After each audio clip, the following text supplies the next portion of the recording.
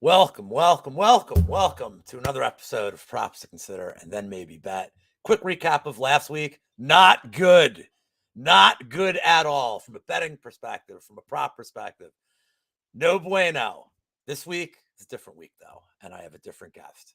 And I'm excited because it has been a long time since I've known him in the community, and I'm very excited to finally be doing a show with him. You know him from the Die Hard MMA Podcast. It's Clint McClean, everybody. Clint, how we doing today, man? Lou, doing good, man. Finally getting on camera with you. I love it. How you been? Drinking a nice cold beer on a overcast Wednesday. One of my guys. If you haven't checked out the Die Hard MMA Pod, I'd be kind of shocked if you know me and not Clint. But if you haven't, check out his show every Monday. He has a bunch of great guests. This week was with Dan Levy. Dan Levy is another one of my favorite people in the community. Was a great show, especially the way that Clint deals with crowd control is one of my favorite things to watch. Very positive, very good, great guy in the community. It's enough preamble. You ready to attack this card from a prop perspective?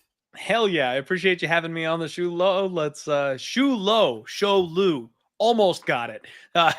Thank you, man. Let's dive on into it. Let's talk some props. I don't want to do a shoey, although I am 4-1 in shoeys in my career in MMA. That's something to be proud of. Only Paul Shaughnessy beat me, and it was that stupid Vulcan Paul Craig bet that I knew was stupid. But he mentioned me on Dog or Pass, so really who lost that one, right?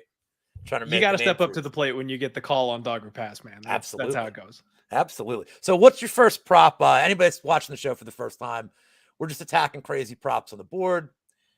Reasoning behind it. We're not breaking down every fight, spending 20 minutes. It's a quick show. Clint, what's your first prop you got?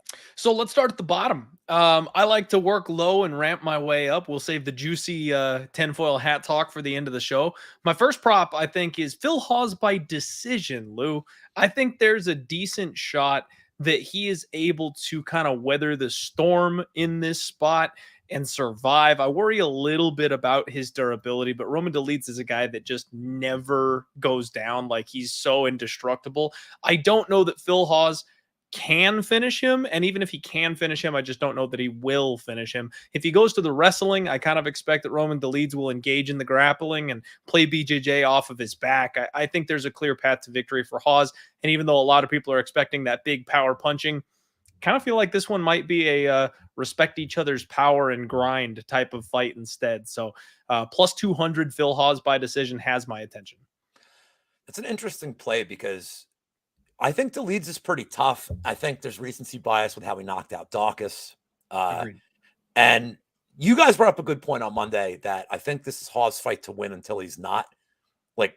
Like Hawes' path to loss is just getting caught by Dolidze. If it does head kick. If it hits the ground, it'll be interesting. But I think Hawes can kind of keep him at distance, pepper him. I like that prop a lot. It's the decision. It's plus 210, I believe, on best fight odds, unless you're seeing a better price. But I think that's pretty good for a guy who's a 170 favorite against a guy who's pretty shown very good durability in his career. All right, what's my lowest one I have here? I have two that are close. I know you disagree with this one because I watched the show, but I also know this is your boy. So I'm going Chase Hooper by knockout at plus 475. I know Hooper is not a traditional on your stand-up knockout guy. He does have a lot of ground and pounds, most recently against Kalarsh. He got the ground and pound after an absolute, and you had round 3 in that one, if I'm not mistaken. I did 40-1, baby. That was a good day. Yeah, that gets me out of bed. 40-1 gets my attention on those bets. But this is also a fade on Steve Garcia. The loss to Mahashate or Mahashat.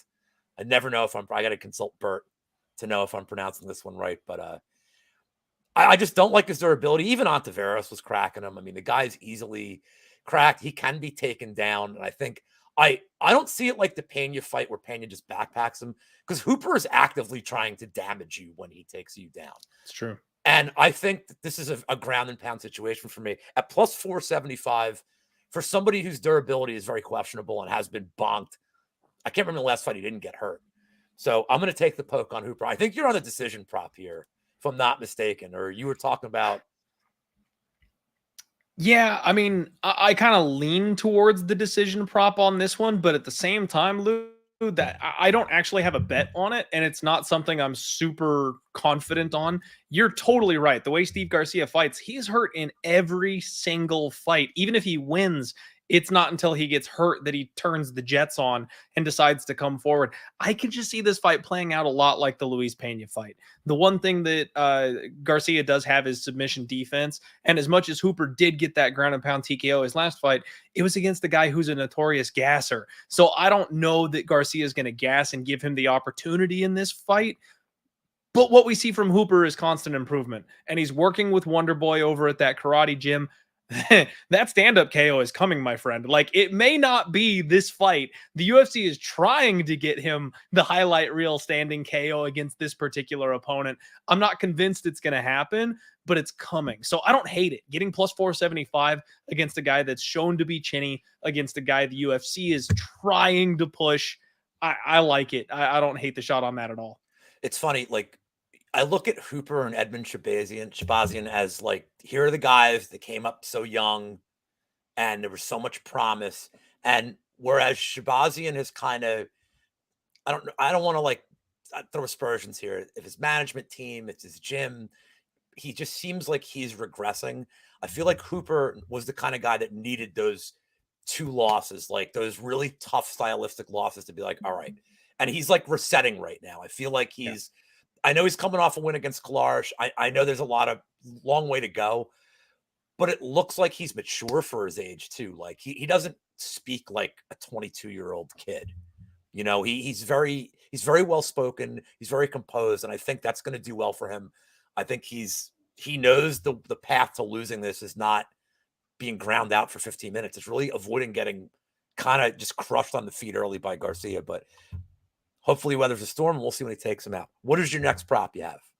So my next prop that I want to talk to you about is Jared Vanderaa by KO TKO plus 400, Lou. So I'm excited to talk about this one.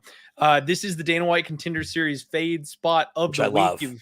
You've got a guy debuting in the UFC who's never fought this level of competition going against somebody. Everybody's ready to wad up and throw away the trash bin of the UFC. Why is Jared Vanderaa even still on the roster? Kid is, 7-0 coming in. He's going to roll easy. He's got that big power. Bro, he's not that good. Waldo is just not that good. He's a decent boxer. He's been knocked out twice in purely boxing fights. Jared Vanderaa has decent volume with his hands, and I know we can't trust him to grapple the way that we wish we could. If we did, he'd be far more dangerous than he actually is. The only guys he takes down are, Alexei Olenek, guys that can tap him in about 15 seconds. So if he would take Waldo down, this fight gets super easy. Waldo gives up these trip takedowns. He's very off balance. He turns his back. He makes a lot of grappling mistakes. Someone like Jared Vanderaa being on top of him is going to be a problem. And Jared Vandeera's ground and pound, like, he can't strike well on the feet, but as soon as you put his knees on the mat, all of a sudden he's this monster that knows how to throw his elbows with all the force and weight of his body behind it. I think he can get this guy on the mat and get him out of there, quite frankly, Lou. Yeah, so I know Brady loves when I imitate him because I've worked on it for so long. But when we did this for our DWCS show, when he starts it, he goes, "Oh my goodness, Waldo Acosta against Danilo. Oh my goodness, like, how do you bet this?" And whenever he says, "Lou, you can go first," that's how much he loves a betting angle on that fight. But I don't know that I will say this: I have no bet on this fight at the moment. There's no world where I'm betting a Salsa Boy, even though I love the nickname. The nickname is great. He had 43 strikes in his Contender Series fight. He's low volume. He's tentative.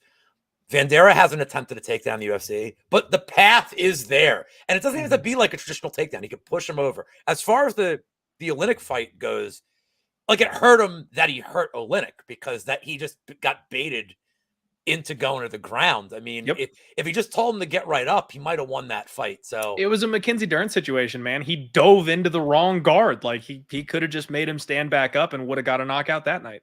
I don't think he gets a sub. So if he does get a win, it's KO. Agreed. And I just don't think Acosta's very good. I know by the way, your fade angle will not be including Bo Nickel, correct? Oh no, Lou. That angle. Is there a So cap? Is there a cap on the number? Like there at this point, no, because the angle is evolving. But that's one of those situations where, like, if Bo is going to be a minus 20-1 favorite or something, like, I mean, obviously, see, this is where, like, this is the mistake I make. The Dana White Contender Series fade has been profitable so far, blindly playing it. The fights where no one expects these guys to pull the upset, sure. those are what make the angle work. Those are the cash cows. It's when you take out the plus 200 and higher underdogs, the angle gets worse, not better.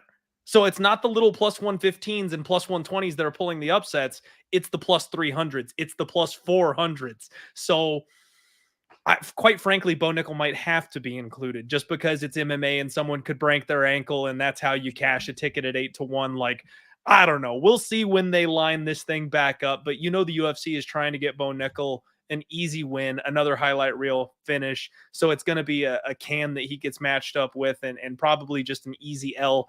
Probably will choose to abstain from the Dana White Contender Series fade angle whenever Bo makes his UFC debut. But it's something I'll have to look at because, yeah, those are the money making spots. It looks like March. They've moved the fight to March with Pickett. They rescheduled it. Oh, they're keeping him with Pickett. Okay. Yeah, and the problem is, like, look, I'm a Penn State guy. My girlfriend's Penn State graduate. Like, some of my best friends went there.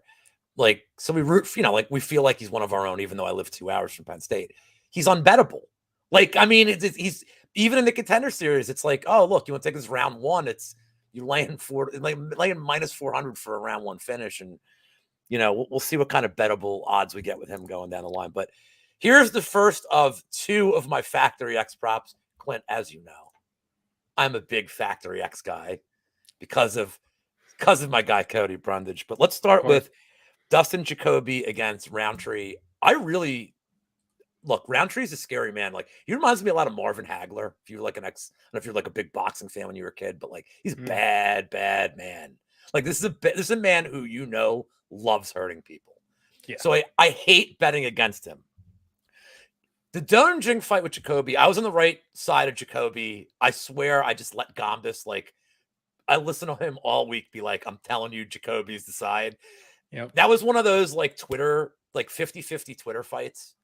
And I'm just like, Gombis is telling me, he's like, dude, I'm telling you right now, Jacoby. And then Cody Brundage is telling me, he's like, I'm telling you, take Justin. I'm like, all right. I didn't think he was going to get a first round KO like that.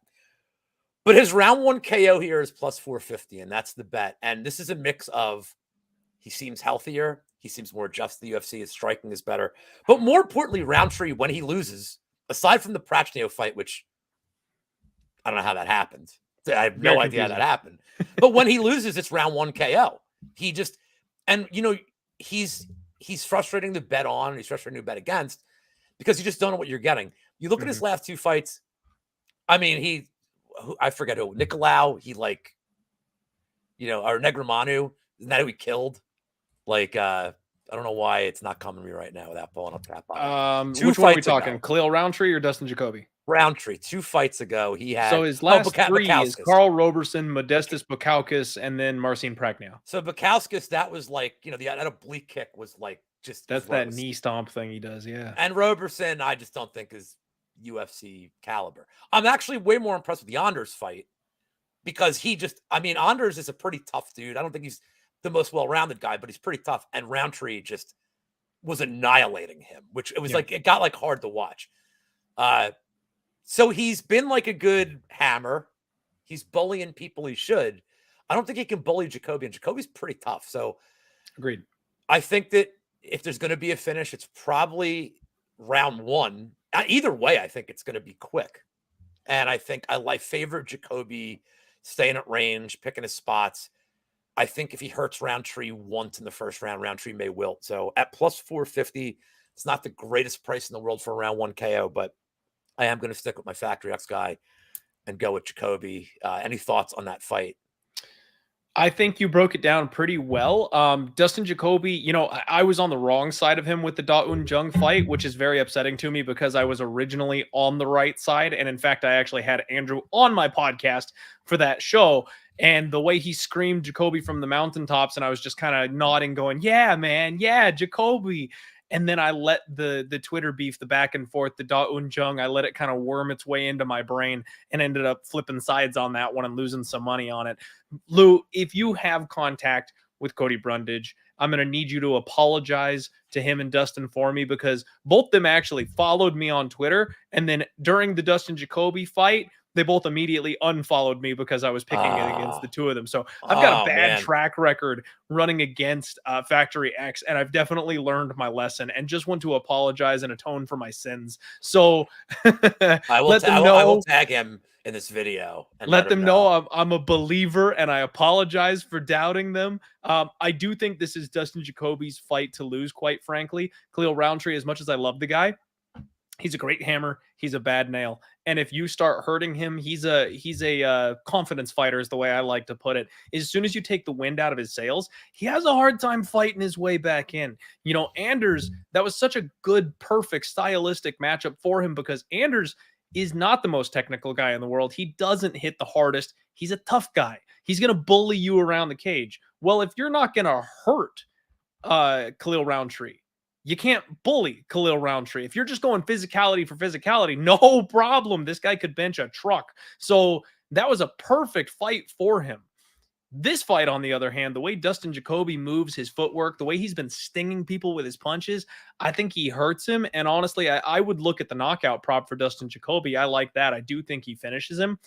Not entirely convinced that it'll be in the first round, just because both these guys are technical striker types. It could go a little bit longer, but I think Dustin Jacoby gets the win. I do think it's by knockout. And if Khalil does happen to win, it would be a round 1 KO the other way, just because we have seen Dustin Jacoby clipped and dropped a couple times. He's a lifelong striker.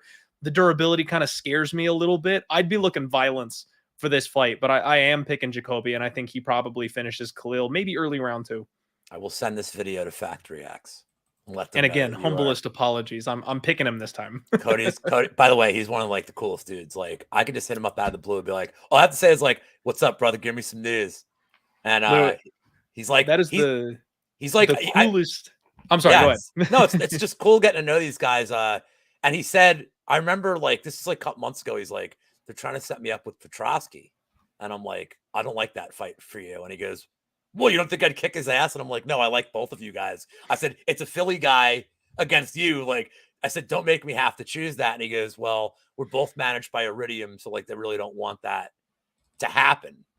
Like, which I understand. Like, you don't want to, because then you have to lose one. But we'll get into his Vieira fight at some point down the line. But like, I love this fight for Vieira. But anyway, or for him, like against Vieira. But anyway, what's the next prop you got?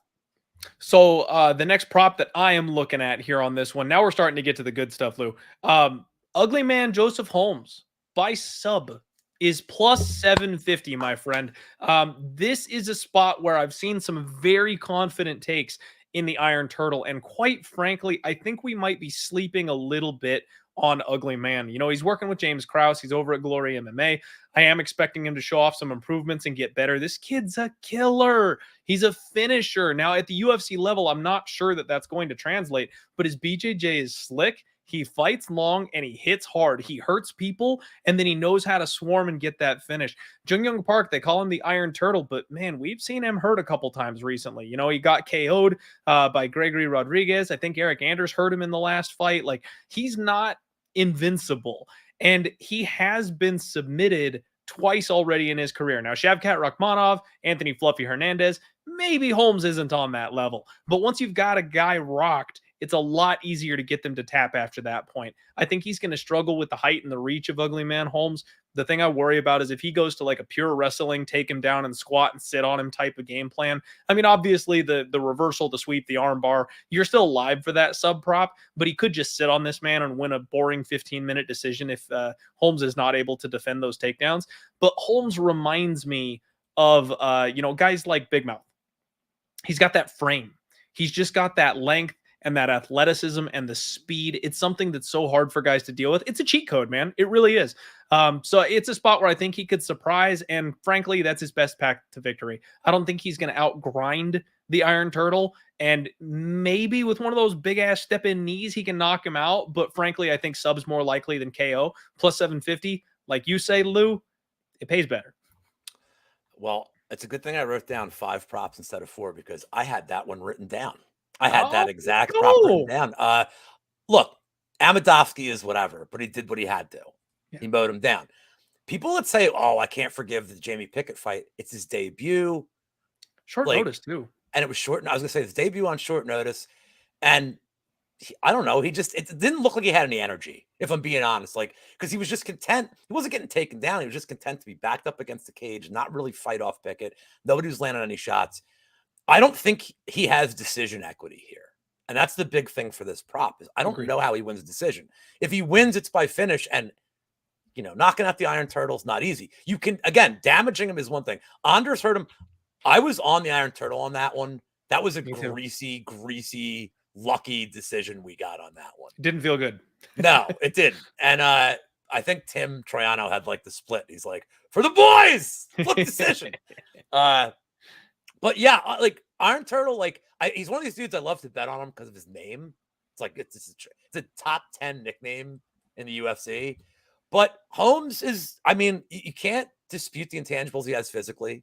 Like I think he could impose himself here, and maybe maybe he's starting on the decline here. You know what I mean? It's like this is a step down for Park in terms of the guys he's faced, but I think Holmes is ready for it. So at 750 for what I feel is his real win condition, I love it. So I will go to my auxiliary prop and we'll go to the second Factory X one, Josh Fremd submission at plus 900. So watching Fremd's regional tape, this guy's got some great grappling. He's not like a position over submission kind of guy. He's going for that neck quickly. The Fluffy fight on short notice, he looked great on the ground. And look, and now that like you saw what Fluffy did to Barrios, like mowing through him like brutally, that loss is going to age pretty well, I think, as Fluffy ascends to the division. That Fremd hung with him on the feet too. All right, so Tresean Gore, I know you have like, post Tresean stress disorder from his last fight. Big time. I didn't talk about his last fight. I was very happy with the result. I made some good money, helped the company, whatever. But what I noticed about that one is, so Cody, who is not known for being a striker, was throwing these like the quick elbows at him. Like, he's hiding them behind his jab. And Gore looked like and again, you don't really train for Brundage having some kind of diverse striking arsenal. I understand that. But he looked completely unprepared to take any strikes from this guy. Like he dismissed his chances of getting hit. And early in that fight, Brundage was landing. And then it turned a little bit. And then it went to the ground and it was over. But Brundage was landing on him early and it was like, oh my God, he's out. Like, because I'm screaming at the TV. I told my buddies, if he doesn't go for a takedown in 10 seconds, I'm not happy. Like immediately go for the takedown if you're Cody Brundage. And he didn't. But then his striking looked, I was like, okay, he's very competitive on. He's getting better. He's young. I mean, he's early, he's in his late 20s. So I don't think that Gore, I think he's got potential. This is a bad opponent for him, especially a Factory X guy where they're going to be like, look, we spent months game planning for this guy. Like we know, like we already have the game plan for him for Fremd, who is probably better on the feet right now than Cody Brundage is, and at least is comparable on the ground. So outside of getting bonked early, he should take this to the ground. And if he does, look, I know Gore's never been submitted as a pro, but he's never faced a guy like this that I think is as good a submission wrestler. So small sample size for Gore too. So obviously we're guessing here, but at plus 900 for a guy that has multiple submissions on his record and actively hunts them, it's worth the poke to me. So I'm big on Fremd in this fight anyway, but I like the sub prop plus 900. I don't think he gets a knockout unless it's like what Cody did where it's a ground and pound. But I don't hate it, Lou. And quite frankly, I was never expecting a knockout from Cody in that spot. I think Gore is, tough as nails. And it seems like a guy that you would need to tap out rather than knock out. I think that's one of those KOs that He just was never expecting that kind of a Yeah. shot. Frankly, none of us were from Well- Cody Brundage. So I think it was more of a shock knockout than anything, because why the hell would Cody ever do that? So I think in this kind of a case, it's probably Fremd. Maybe a late TKO if he gets him in a bad spot on the ground. But honestly, I don't mind that sub look at all. I think that's nasty. I like it a lot. So when we interviewed him, when Weezy and I interviewed him, I said, so let's say I'm gambling. What should I tell my bookie to bet here? And he goes, oh, first round submission. I'm like, all right, hold me to it. I'm not joking. 15 minutes after the fight, he sends me a DM. He's like, hey, man, sorry for not getting the submission. The knockout was there. And I'm like, I mean, I bet you to win and I bet you in the distance. So, like, I'm okay with it. And he's like, how'd I look? And I'm like, dude, you killed him in the first round. I said, why aren't you drinking right now? And he goes, It doesn't get better than that. he's like, don't worry, I'm leaving soon. I'm like, all right. I'm like, dude, I love that you're writing me, but like, you should just be partying right now. I don't know. That's awesome.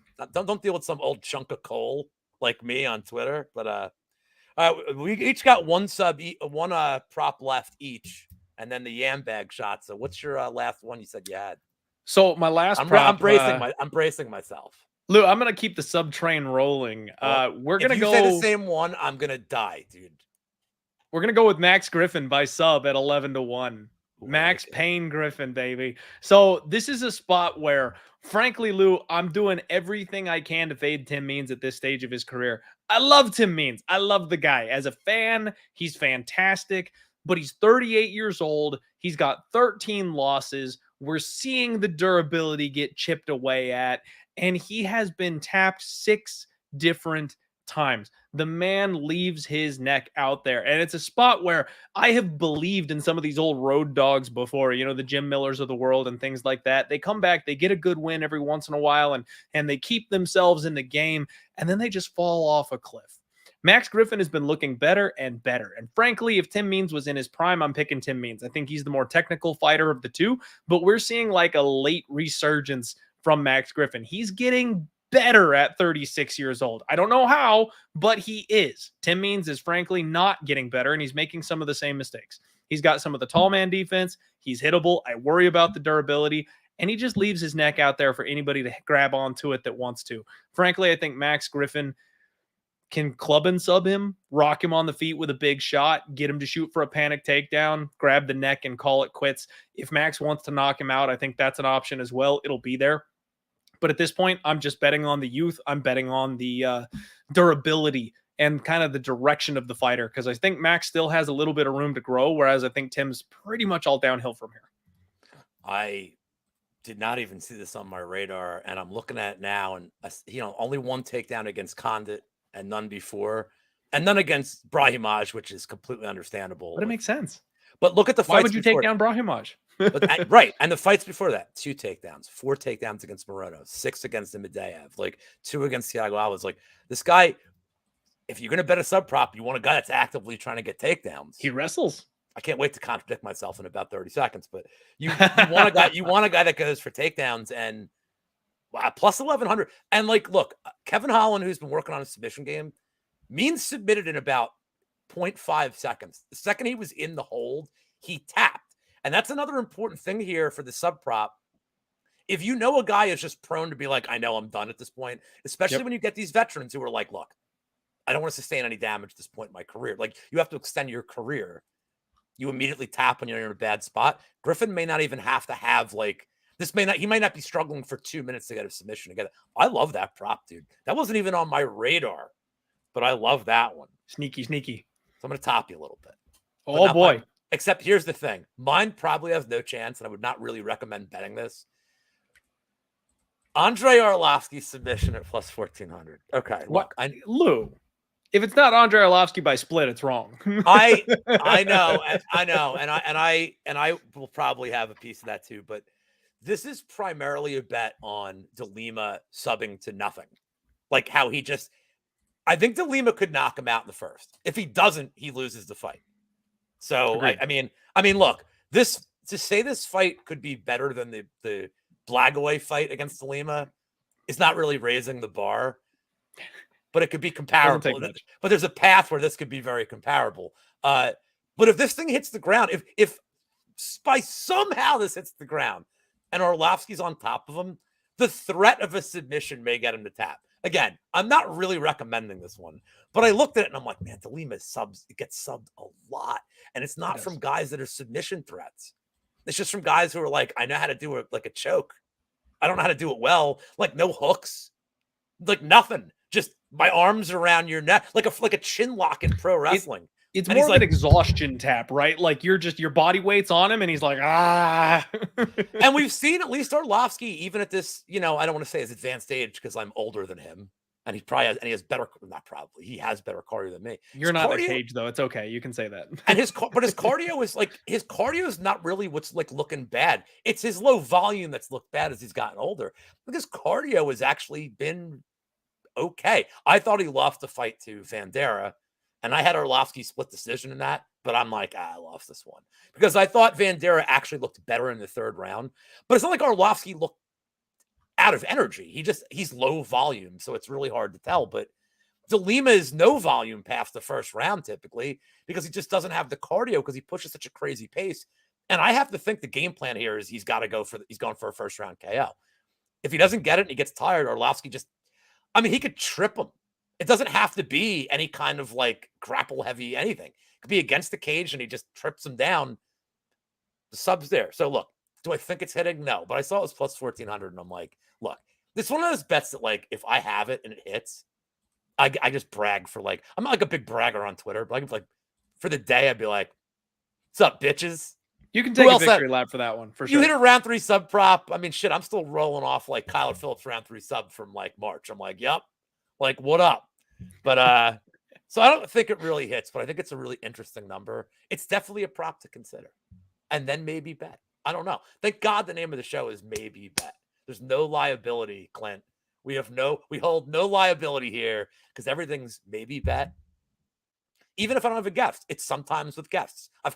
My lawyer and I have covered all our bases with the premise of the show. But we will end today's show with the Yam Bag Bet. If you're watching the show for the first time and you don't know what a Yam Bag Bet is, I'm just going to ask you to use your imagination when Clint and I explain what our bets are. It will become patently obvious. And as always, I'm throwing $5 on the bet for my guest. He just wins a free $100 if it hits because I'm a hell of a guy. And more importantly, it's just really funny. So Clint, I wrote down 2. I guarantee you're picking one of them and I will just pick the other one. Frankly, if you don't know what a Yam Bag is, you got to be living under a rock at this point. So for the Yam Bag bet, I think I'm going to have to look at, this one's, and you're jumping out at me saying that I should already know one of them. Frankly, I am struggling on this card. I like to target more low-level guys that are going to make mistakes. Sure. Maybe the Jared Vanderaa and Waldo Cortez fight is a decent option for the Yam Bag bet because you've got a guy that might be grabbing the cage. You've got guys that use that long reach, leave their fingers out. We're looking for eye pokes, anything like that that'll lead to a point deduction. I'd say Jared Vanderaa, Waldo Acosta is probably a pretty decent one for the Yam Bag play. Yeah, that's the first one I wrote. There you go. That's the first one I wrote down. Delidze, I think, is another runner-up option for me. I like that one too, especially because you think it will go the distance. So typically, there's 2 things I look for: the Yam Bag science that I study at Chase University is very simple. You need a degree. Put it up on the wall behind you. I will write to Andre Chase. I don't know if you know this. Andre Chase is a pro wrestler who is in like the developmental league of the WWE, but he's been around and he's like been around Philly for like 15 years. And they have him playing like a mad teacher right now, like a mad college professor who hates his class. And he's somehow making it work. It's highly entertaining. But Chase University is where I get my degree. I'm going to go with Jacoby and Roundtree. And for this runs counter to one of my facets is I don't like a fight for a Yam Bag shot that I think will end quickly. But it has 2 things I like. One, it has a dude in Roundtree who throws the kind of offense with his kicks that is very prone to a ball shot. Mm-hmm.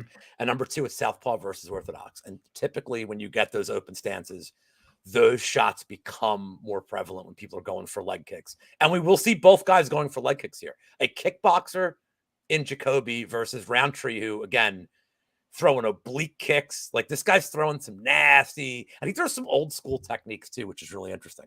Especially since he came back from Thailand, he's throwing some very he's very kick heavy now. So 2 guys that are kick heavy with open stances. I'm taking a poke on the Yambags. Both bets are 20-1. They're both getting at least $5 on them. And Clint and I are going to each win $100 with the rare double baggage of that. Well, that is it. That is it for the props that we have. Clint, tell the people where they can find you, what you're doing, what you're working on, where to bet, promote your stuff. Thanks for having me, Lou. I appreciate it. My show is always Monday nights at Pub Sports Radio. You can find me there. All of my lines in action are brought to you by Superbook Sports. And that's about it, man. You can find me at Die Hard MMA Pod on Twitter, on YouTube, on Instagram, all those places. By far most active on Twitter. But thank you so much for having me, my friend. It's been long overdue for us to hang out on camera. And this is a fun show. I love it. And I love the bets to consider. I absolutely love the name and the format. So good work on you guys, and love to do another show with you again sometime soon, hopefully. I'll put you in touch with my lawyer. He's pretty cheap. He's he's very good, as they would have said on Arrested Development. I don't know. Are you familiar with Barry Zuckerkorn?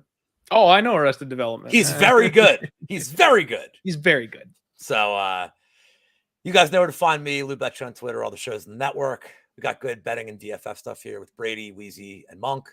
Monk and I do the Friday show. Wheezy and Brady do probability on Mondays. And that is a wrap. Clint, good luck this weekend. Anybody watching, good luck this weekend on your bets. Don't bet the Arlovski sub. I had to mention it on the show. Please don't bet it. But if you bet it and it hits, full credit, and I accept tips. Guys, have a great day. See you next week. I have no idea who my guest is next week, by the way. See you later.